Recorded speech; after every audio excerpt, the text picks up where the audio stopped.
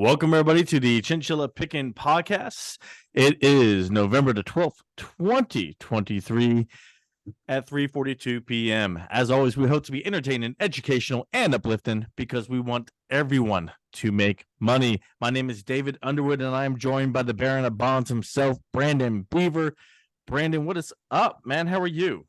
Busy Sunday. If you hear my phone bing, sorry about that in the background. I got to keep it turned on right now because I got a service request in for a trailer that's being stored right now. Why does your phone bing? Mine kind of rings or makes notification sounds. It's a bing or a ping. It's Apple anytime you get a text message. You got an Apple phone. Yeah. See, I'm not. If you're listening now, I'm not an Apple guy. No, sorry. No. I like having choices of what to do with my phone, not being told by a company. Anywho, lots of that happened this past week. A lot of earnings that came out. I know we were texting back and forth in our group chat all week long about everything that was coming out, the different news. It was a pretty full week of news, man. I really was. I was surprised. Like, one of the things, which we're not going to talk about in the show, but one of the things that I shared in Brandon and I's group chat was the subscribers to the big streaming companies, and we were surprised at how little Hulu got compared to everybody else. But you know what? I think it's probably a lot harder to do live TV globally with all the different licenses you'd have to deal with than it is to just do regular streaming. Well, Hulu has there are two separate things. You can get Hulu Live, but you can also just get Hulu, which has TV shows and movies. Yeah, but it's still known for its TV. You know, it's still known for the TV channels and all of that stuff. So I think that's probably the caveat there. Right? Yeah. And Netflix got the number one at 247 million subscribers. So they're making money hand over fist. And Disney Plus at number 2, 146 million. I was surprised with 3 and 4, Warner Brothers, HBO Max at 95, and then Paramount Plus at 63. I guess it's Max now. It's not HBO Max. It's just Max. So Warner Brothers just can't make it streaming service profitable. They're having trouble right now when everybody else seems to be jumping. They're not quite getting it. Well, I have a Max subscription. I stream Max, so they got me. I'm one of those 95 million that have them. But speaking of Disney, a pretty good earnings report from Disney over the week, and expected to return back to 2019 levels of free cash flow next year. So that's I didn't know if that was a good earnings report. I mean, you know, I think it was mediocre, middle of the road. Well, I think they're turning the corner. Gotcha. One last thing I'm going to do a quick mention on before we get into our meat of our podcast here, and we actually talk in depth and detail about stuff. There was another failed bank this week, Citizens Bank out of Iowa.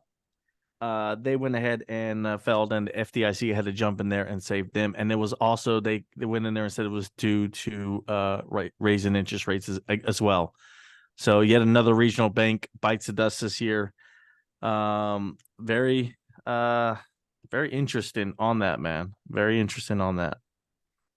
Yeah, it is. Unless they're in Des Moines, then they probably have like 5 clients. I'm sure they have more than that, but it just goes to show you that I don't think we're done with this. And the regional banks, the smaller regional banks that can't quite take the risk. I think banks like Fifth Third or PNC or KeyBank are solid, but I think if you get any smaller than that, now you're at risk. Yeah, so I think so too. All right, rules. I mean, there was just so much news. So before I get into rules, there was so much news. We could have picked a plethora of topics this week. So I know we have our choices. Brandon has his. I have mine. We're gonna let Brandon go first. Rules. Everybody knows the rules. Brandon and I get together 5 to 10 minutes before the show, and we tell each other what we're going to talk about. You hear the live discussion, the back and forth, the bicker, the banter, right here on the show for you. So, Brandon, take us off.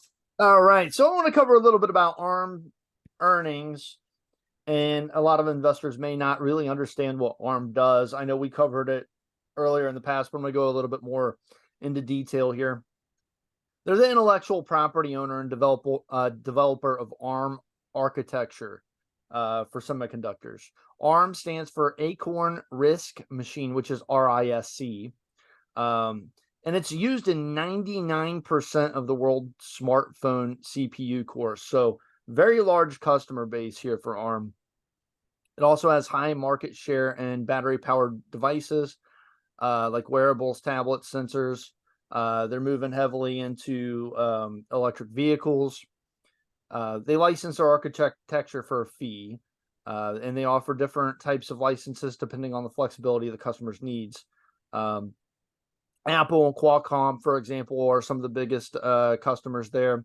They buy architectural licenses, which allows them to modify their architecture and to add or delete instructions to tailor the chips to their specific needs. Other clients directly buy off-the-shelf designs from ARM. Both off-the-shelf and architectural customers pay a royalty fee per chip shipped. Technology companies use the architecture to design their CPUs and other chips. Once the chip is designed, the client can sell its own device like Apple's iPhone or Samsung Galaxy, or sell chips to other device makers like Qualcomm, which provides CPUs to smartphone makers. On top of the licensing fees, ARM gets royalty percentages, usually about 1.7% on average of the value of the chips shipped. If a $1,000 smartphone has a $200 ARM content, ARM gets 1.7% of the ARM content, or $3.40. ARM is exposed to long-term growth trends. For example, battery power devices, data centers, automotive. ARM has the potential to steadily increase its royalty rates, according to Morningstar, as it introduces new features and innovations that improve chip performance. So getting a little bit of just about everybody's sales in the smartphone category, which is huge globally, Samsung and Apple being the biggest ones. But, just because it's a big company doesn't mean it's hugely profitable. If you look at its profitability, after, its net profitability, it's kind of low compared to Apple or Nvidia, for example. But it also doesn't necessarily mean that it's a good investment, right? So we have to look at the price value. to book, price to book. Yeah. Price to book, price to sales, all that stuff. And you also have to look at a growth. Like, look, this is a huge company. It's very mature already. It's already in 99.9% of the smartphones. Where else do you have to go from there? Go ahead, Dave. All right, so you brought up growth, and you brought up where else you have to go from here. So I know a little bit about ARM lately because I covered it briefly on the show here and talked a little bit about it. And in it, I discussed how not discussed, but discussed how ARM had a solid business model for what it was doing, but at the price that there was IPOing at was overvalued. And that was my point I was making. I was like, eventually they'll get there as the growth in cell phones and chips will cover that. But this price that they were coming in at, the SoftBank bought ARM for, was based off of the AI movement, and that they're expecting growth in AI, and that was going to push ARM higher. Is that what you're leading to and seeing? Right. And I also see kind of an issue here when it comes to them just being like 99.9%, of the smartphone revenue. And then also when it comes down to it, most of the revenue is coming from the smartphone market, so they're subject to the cyclicality of that. So if you got weakness in the smartphone market, like you kind of do right now, then you have a situation where royalty revenue declines 5% year over year. And then cloud and automotive kind of being the bright spots here, 20% growth, but it really didn't do much of anything to make the stock move up. In fact, the stock dropped about 5% back down to its IPO valuation. I would say automotive is a new sector for ARM, and by new, here's how I am valuing new and defining that. I would say new is in 5 years or less. Yeah. Yes, we were using chips before 5 years ago in cars. We've been using it for probably 25 years, 30, almost 25 years. But the effectiveness of the chips and the need for more and more chips has grown exponentially over the last 5 years because of the growth of AV, EV, and newer technology in all the cars. And I believe that's where there's still a big proponent for growth for ARM.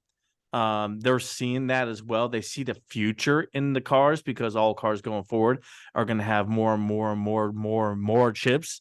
That was probably part of the problem with the automotive industry when the supply chain went down due to COVID. They couldn't get the chips in to build the cars or to finish the cars, right? So I do see growth there for ARM, and I see growth in the cloud business because there's opportunity to expand a cloud business and be competitive. I know Google just took a hit on their earnings because they lost some market share in their cloud business. But I mean, and Microsoft took some of Google's, but it was also up and coming other smaller companies offering other smaller companies a better deal than what Google and Microsoft were charging. So there's opportunities there for ARM as well in the cloud and opportunities in the automotive. Like I said before, I believe their biggest belief in the growth of the company has to do with AI, and I'm not seeing a clear roadmap. There's nothing that Matsuo-san is laying down saying we're going to do A, B, C in order to take advantage of AI, and I'm not seeing it. Am I missing it? No, I haven't seen it either. As far as guidance, it was kind of mediocre. Management guided for $720 million to $800 million in sales versus consensus expectations of $780 million. 21 cents to 28 cents in adjusted earnings per share compared with consensus expectations of around 28 cents per share. For the full fiscal year, it'll expect $2.96 billion to $3.08 billion in sales, and that's about in line with estimates. Still, not really justifying the valuation here. And then I want to give one more warning. You know, we've got this meeting with Biden and President Xi. China represents 20% of the revenue.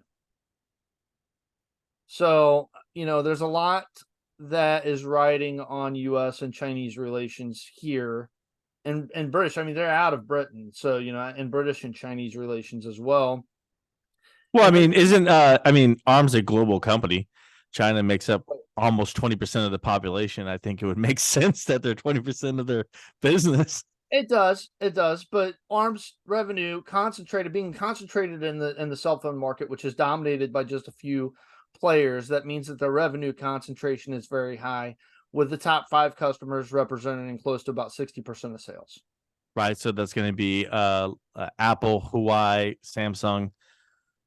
Most of them are made in China by Foxconn. So I mean, and then there's ARM China, which is actually a company in China, ARM China as well. Yeah. The one thing that popped out to me here, just looking back at the IPO, SoftBank Group owns between 90 and 91% of ARM. And as a result, ARM is considered what's called a controlled company. And as a controlled company, investors have no say in determining the outcome of matters submitted to shareholder approval. So you get no voting rights with this. This essentially is just kind of like, you know, we were talking about those foreign issues from China and stuff like that, where American investors get no say in what happens with the company. It's essentially the same thing.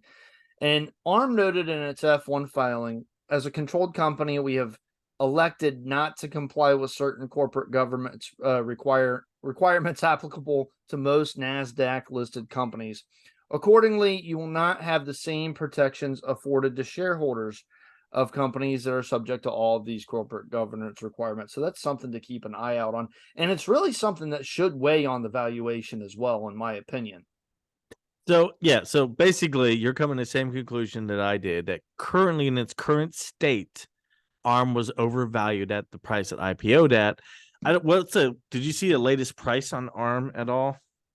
Down to 51.17 the last time I saw, but that was a couple days ago. So I mean, I don't know if I can't remember if I checked that Friday. 52.20 right now. So at 52.20, I would say that's still maybe on the higher end of right where they should be. So if I would probably give them a range somewhere in between 45 and 50. So that's right at the cusp for me. This is just me. For anyone listening, this is my personal range I would give ARM to be floating in. So you know, like I said, they can and probably will grow into that valuation. They IPO'd at 65. They'll probably grow into that at some point, but I don't see a reason for it right now. I don't either. And actually, my calculations brought me down to about $35 a share. Wow, really? Yeah. You got all right. So you're given, here's the thing. Here's where I think you and I differ on this is you're given an evaluation based on the actual numbers at this moment. I always factor in growth because Yeah. you have to factor in some growth into the stock, into any stock that you're looking at. There's always a factor of growth. Now it's sometimes that factor of growth is way off course, you know, and the company is gonna be a hard time growing into it, and sometimes it's not. So I think you were looking at just the strict numbers based off what it is right now with zero growth factored in. Right. Right. Yeah, I was. So let's look at some of the things that they're exempt from. ARM is exempt from certain rules under the Exchange Act with that regulate obligations related to the solicitations of proxies. ARM executive officers and directors are exempt from reporting and short swing profit recovery provisions in the Exchange Act with respect to purchases and sale of securities. ARM is not required to file period reports and financial statements with the SEC as frequently or as promptly as U.S. public companies. ARM is not required to file its annual report until 4 months after the end of its fiscal year, while U.S. domestic issuers are required to file their annual report within 75 days of the end of the fiscal year. So that stuff I'm actually really not that concerned with. The biggest concern with that I would have is not having voting rights. Yeah, but if you believe in the company, you believe in the growth, which I'm not seeing it right now, but if you believe in it, then you're going to buy it and you're going to say, hey, I'm going to make money off this. I don't know if I believe in it yet. Right. I have to see it. I have to see it to believe it. That's just how I am. I don't I don't know. I don't know. If you're But then 99.9% of the smartphones, that's amazing. But what more growth is there to be had in that market? people said that about NVIDIA back in our Facebook group days and they called me crazy. Yeah. And they said, they said a similar thing. Not, yeah, I got to see it to believe it, or I just don't see what the growth is in NVIDIA. When I kept touting it back then, I was like, hey, NVIDIA is great, guys. NVIDIA is an awesome company. Some people were saying that, and so sometimes you got to see the vision that the company's creating. Like you see with Bob Iger and Disney, I don't see that. I don't see the growth there, but you're saying it's there, and I'm just like, I mean, you and I both read the earnings report. We texted about it, and we came out with two different viewpoints on Disney. So that goes to show you sometimes you get the vision, sometimes you don't. Yeah, it's with Disney evaluating it back to where it was in 2019 prior to COVID and prior to Shanghai's lockdowns and stuff. It is still a very good value play, I think. And with free cash flow returning back to 2019 levels in the next 12 months, that's right in line with what I was thinking with it. So I'm pretty excited about the possibilities of Disney, not so much excited about the possibilities of ARM right now. Gotcha. What else you got, man? We really just sped right through that. I had about 2 pages here. That's all I got. All right, cool. So we're going on to me because I got a number of things here to talk about. I want to talk about briefly. Well, we'll start here with this one. So I was looking through some articles like I usually do, try to find stuff for us to talk about. And I found one that was from just this morning, November 12th, 2023, 6:58 a.m. Eastern Standard Time. It's by Archie Hunter and Jack Farchi. It's on Bloomberg.com. And the article. Wait, what? Last name again? Archie Hunter and Jack Farchi or Farkai. I don't know. Okay, whatever. Anyways, on Bloomberg.com, and this is not a headline news, just so you know, Brandon. I actually want to go in depth more about this because I had some questions when I started reading. But the headline reads: Trafigura's copper Uber bull departs as metals drama drags on. So I'm like, what are they talking about? Uber bull metals drama drags on? What's going on? So what they go in the article to talk about is a gentleman named Kostas Bentas. He's the former co-head of metals at commodity trading giant Trafigura Group. Trafigura Group is out of India. It is owned by Pratik Gupta, and they do a lot of commodities trading, right? Bentas, who built Trafigura's copper trading book into the world's largest copper trading book, and its longstanding vocal bull on metals markets. So he's leaving the company. They're saying it's on mutual consent. The tension came to a head in September when the company announced a shakeup of its senior leadership and a new slimmed-down management committee dominated by executives with an energy trading background. So they're going to be more focused on energy going forward, right? And so then you're asked, Trafigura, I've never heard of these people. What are they talking about? This drama that went on. So let me go a little bit about this. Basically, here the article says the news of Benta's departure coincides with one of the biggest annual events in the metals calendar, as traders, miners, and financiers descend on Shanghai for Asia Copper Week.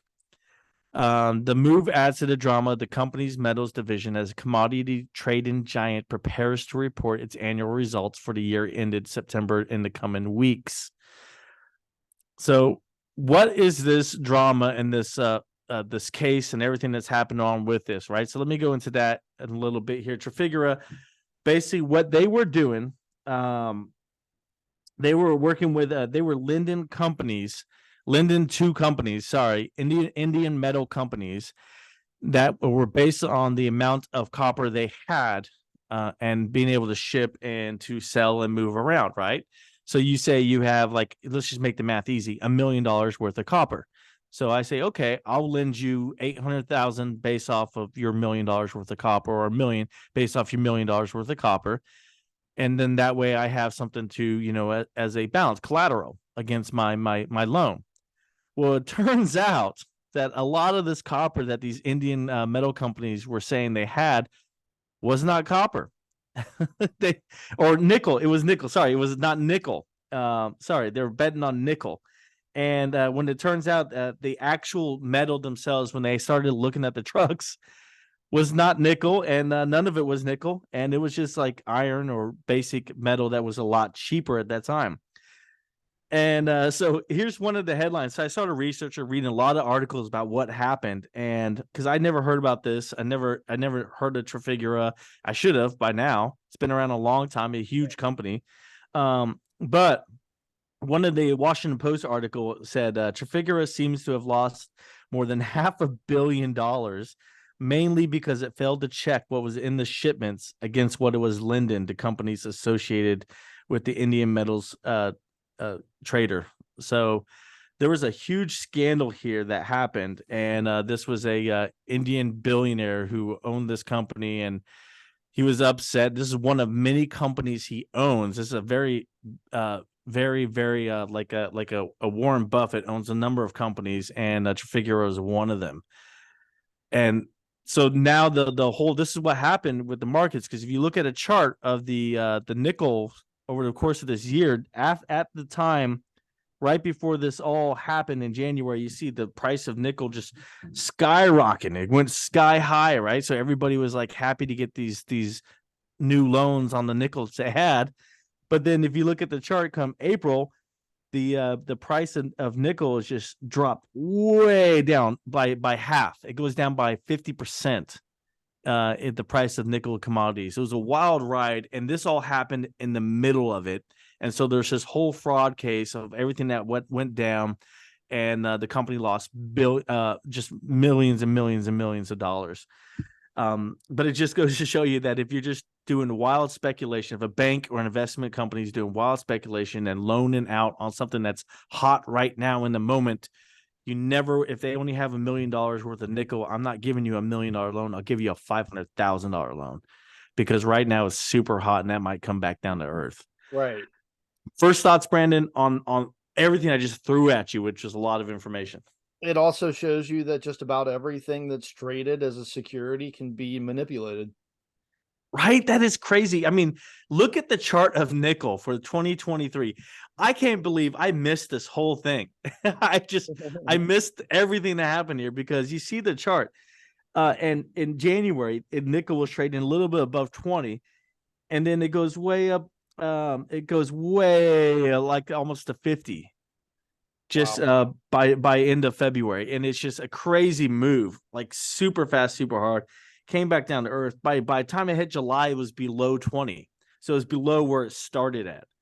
And it's all mainly because of this whole drama that happened with this company, and they were giving out loans on nickel that wasn't nickel. Makes me wonder what that does to like battery manufacturers and such that use nickel to manufacture their products. It probably had a huge effect on everything in the supply chain. Yeah. They all thought that they had all this nickel coming, and then it shows up in the trucks and it's just iron. I mean, that's huge. That's a huge effect on everything. I mean, you just you have no idea what's going on with some of these companies, and if some things are actually what they say they are, it's crazy. It's crazy, man. All right. So let me get into my company I looked at this week. It's Novo Nordisk. I've already covered this company before, and it's a company based out of Denmark. And they make a drug called Wegovy, which is Brandon's favorite drug that he believes in 110%. No, he doesn't. But they make Wegovy, right? So I'm going to cover a couple things here. They did some trials, and the results from these clinical trials in August showed an average weight loss of 15%. Average 15% weight loss, and then the average to reduce. Let me go to the article so I read this right, because I'm not reading it right now. I have no idea how I'm reading this here. Here we go. It has been shown to help patients lose an average of 15% of their weight, and also reduce the incidence of heart attack, stroke, and death by 20%. Right? So you're like, okay, David, but why is this important to the drug? Why does this matter? Well, let me go into some more. In the study of overweight and obese patients based on body mass index who had pre-existing heart disease, but not diabetes, Wegovy reduced the risk of non-fatal heart attack by 28%, non-fatal stroke by 7%, and heart-related death by 15% compared to a placebo. Here is the kicker, Brandon, and here's what's going to make a difference in how Wegovy is used going forward. Given that the patients had not started losing weight when the cardiovascular benefits first appeared, suggests the heart protection was not because of the weight loss, but because of the drug. Okay. This is huge because now, sorry, I'm choking on my words here. Now, instead of Wegovy only being able to have insurance cover it for diabetes, insurance can cover it for cardiovascular heart conditions. Insurance can cover it for if you have a possibility of having a stroke. Insurance can cover it now too. So it opens up the market to more availability of insurance covering it, and not just if you're morbidly obese, insurance will cover it for your weight loss, but other people are paying out of pocket. So now you're going to see more people gravitate towards Wegovy. First initial thought on that before I get into the numbers of Wegovy, of Novo. Well, I mean, I like it. I like that. I like what you just threw at me. It still stinks that they're going to have to take it, for the rest of their life. But at the same time, I guess that's more money for the company. Right. So it actually, I mean, I'll say something bad here if I could find it. I don't know if I could find it where it says it, but there was it does talk about why some people left the trials and stopped taking it. Here it is. So of the 17,600 that did this trial, 1,500 of those taken Wegovy discontinued treatment due to adverse side effects. Mostly of the time, it was gastrointestinal disorders like nausea and vomiting. So majority of the side effects are nausea and vomiting. So that's a negative for this. So let's talk about Novo stock, right? Like the reason. Okay, so you say the word weight loss drug to me, and immediate skepticism just hits my head, because we've lived through so many different weight loss fads and different weight loss drugs that either didn't work or killed people. And so there's just immediate skepticism that comes to my mind when you say the word weight loss drug. But then when you start talking about like the effects on cardiovascular disorders and diseases and stuff, and then it's helping with that, that makes me a little bit more open to the possibility of this being a good investment. Okay, fair enough. So let's look at the investment side. All right, Novo over the past 1 year has doubled in price, and you can say, well, I've already missed the boat on this. Maybe. I mean, I've called in the video many times over the years, and it's continuing to go up year over year over like 10-year period, right? So maybe you have, maybe you haven't. Currently they're trading at a $100 a share price around there. PE ratio is at 64.85, kind of on the higher end, but everybody's expecting a lot of growth here with this company, right? They do have a dividend. Current dividend is 87 cents a share. So that's not a big, huge dividend there. You're not going to make a ton of money on this dividend. But I do like the growth and the growth of this company here. When I look down here, the analyze, there's a, where is it at here? Oh yeah, it's EPS growth, right? From one year to the next was 37% growth. Actually, no, last quarter, the same quarter prior year. Sorry, EPS growth from this quarter to previous quarter, 64% growth, which is right in line with that PE ratio.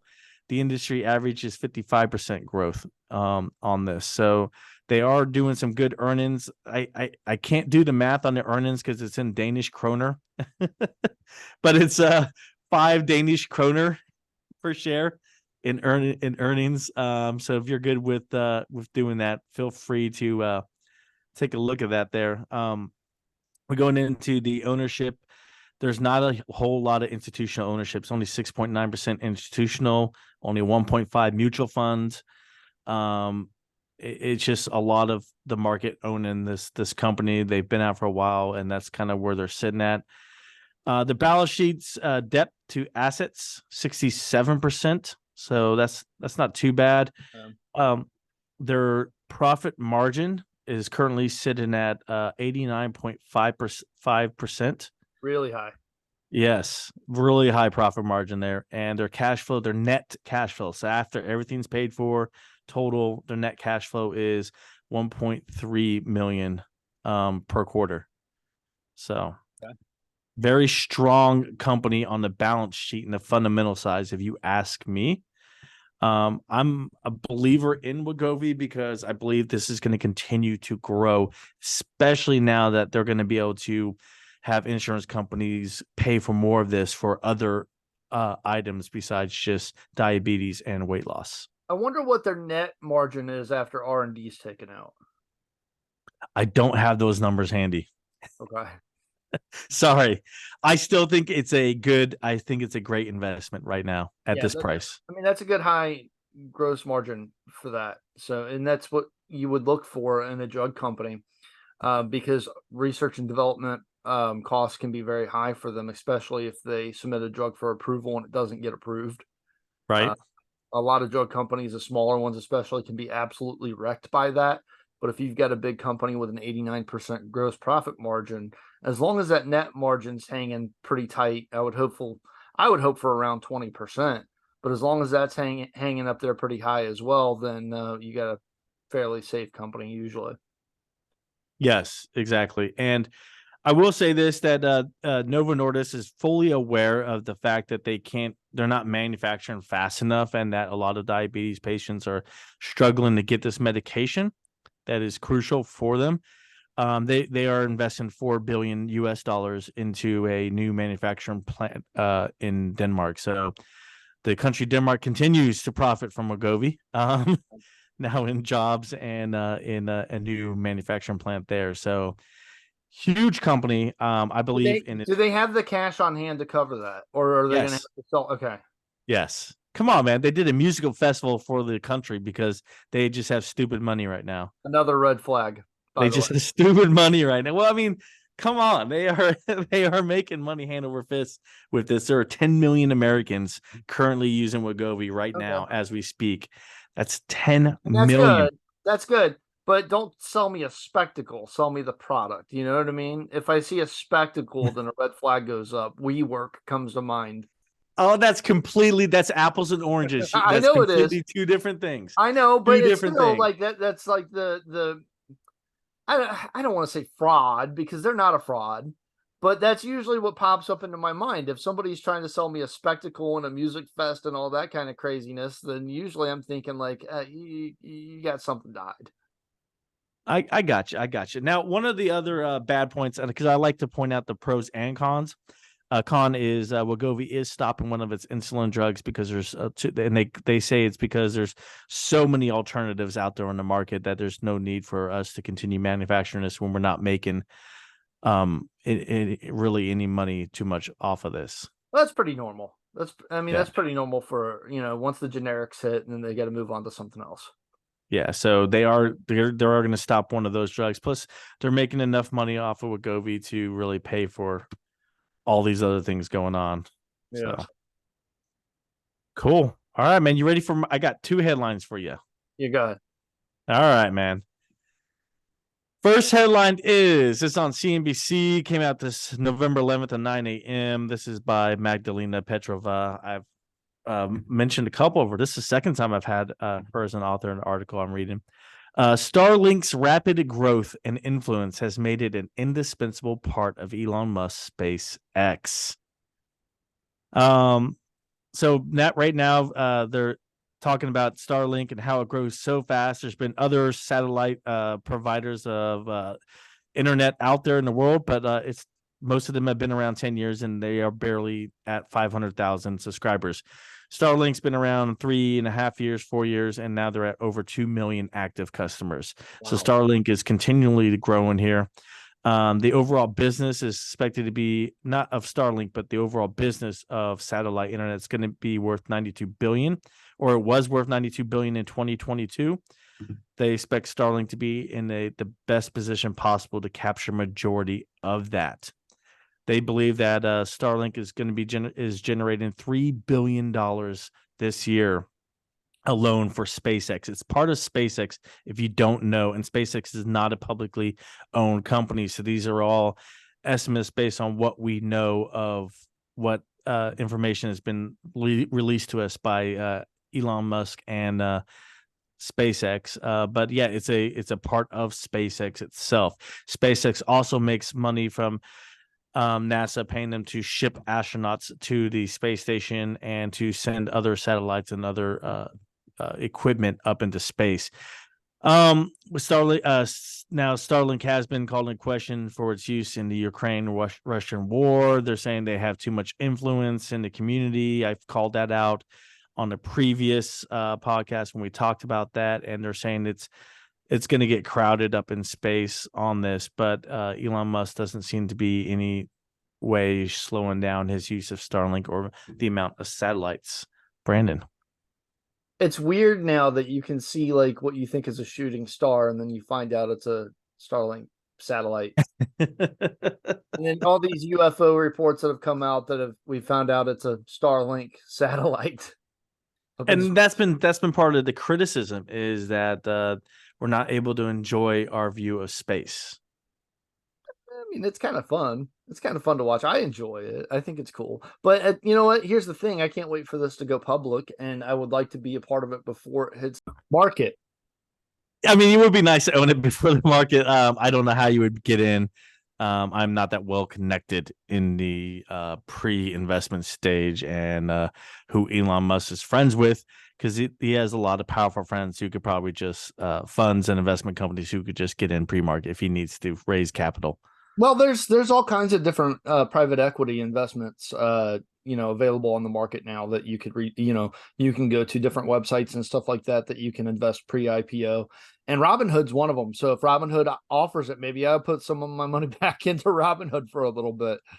There you go, man. See, it's as much as we rag on how Robinhood is ran, the innovation of Robinhood has changed drastically how retail investors are able to invest with the markets. It's crazy. But SpaceX, yes. I think Elon Musk has a winner here in SpaceX. It's going to be just another company that makes him just billions and billions of dollars.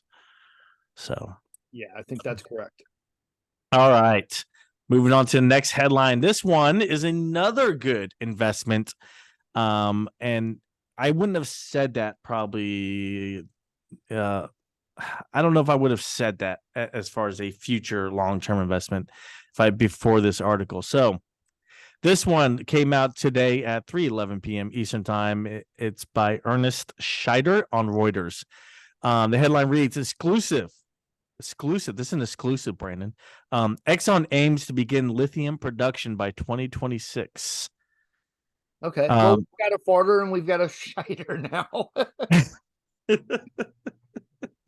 So basically, ExxonMobil is set to unveil its long-awaited lithium strategy on Monday with an announcement that it aims to start production of the electric vehicle battery metal in Arkansas, which is known to be, you know, the tech capital of the United States. By 2026, according to a source of direct knowledge of the oil majors plan. So this is a huge leak. So I expect ExxonMobil pre-market to be jumping on this news here, at least at 1 to 5%, right?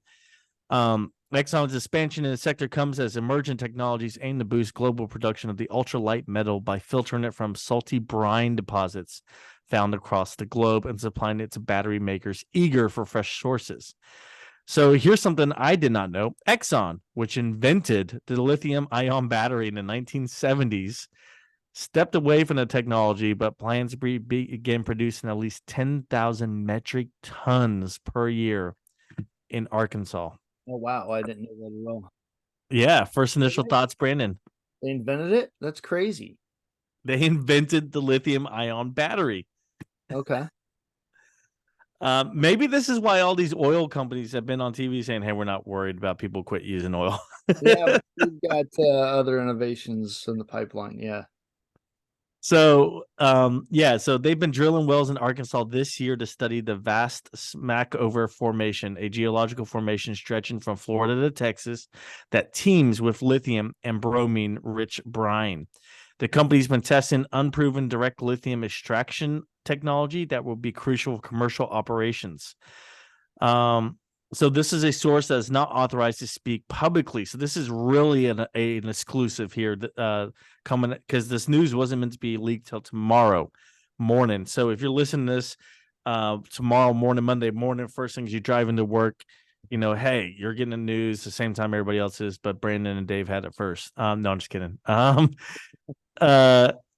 An Exxon spokesperson, an actual spokesperson, declined to comment, and the representative for Tetra was not immediately available to comment.